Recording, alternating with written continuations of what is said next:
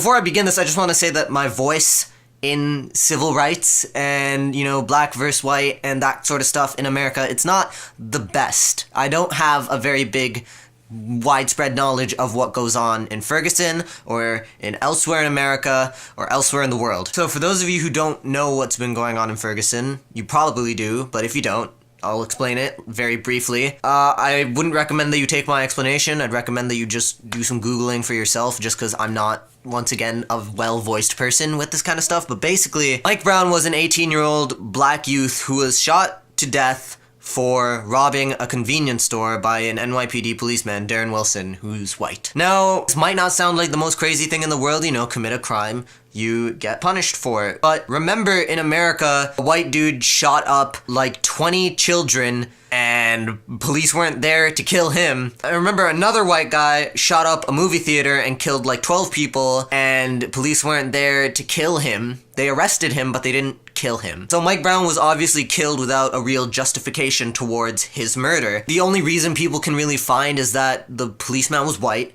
and that he was black, and it's racism. It's blatant racism. And you know, that's sort of the stance that like 60% of people have. It's a sad number, but it's the truth. So what people have been doing in Ferguson to fight this is they've been like rioting and looting and doing all kinds of crazy stuff. The government's actually come in and taken responsibility over Ferguson because of how wild it's getting. And I saw a lot of people complaining about the fact that they were rioting and looting, and obviously that's not the way forward with anything, but I figured it would be smart of me to sort of research what had been going on with rioting and looting from, you know, the past. And I came across the Harlem riots of 1964. So reading this straight from the Wikipedia page, on Thursday, July 16th, 1964, James Powell was shot and killed by Police Lieutenant Thomas Gilligan. The second bullet of 3 fired by Lieutenant Gilligan killed the 15-year-old African-American in front of his friends and about a dozen other witnesses.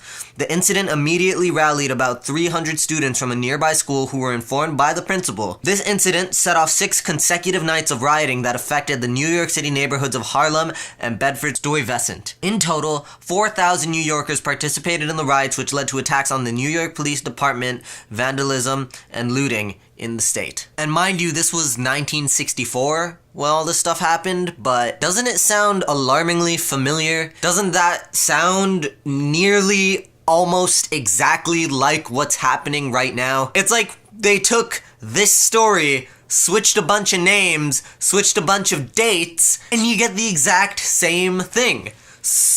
It's like nearly like word for word. And think about it, it's been 50 years, exactly 50 years from when these riots happened. Black people have been fighting for this for 50 years, almost. They're still fighting, right now. Who's to say they won't be fighting for 100 years or 200 years? Who's to say they'll ever win?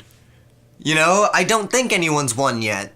That's what I have to say about stuff. I figured it wouldn't make any sense to make a video about anything but this weekend, and I don't have the loudest voice on YouTube, but I figured this was just too interesting to not talk about here.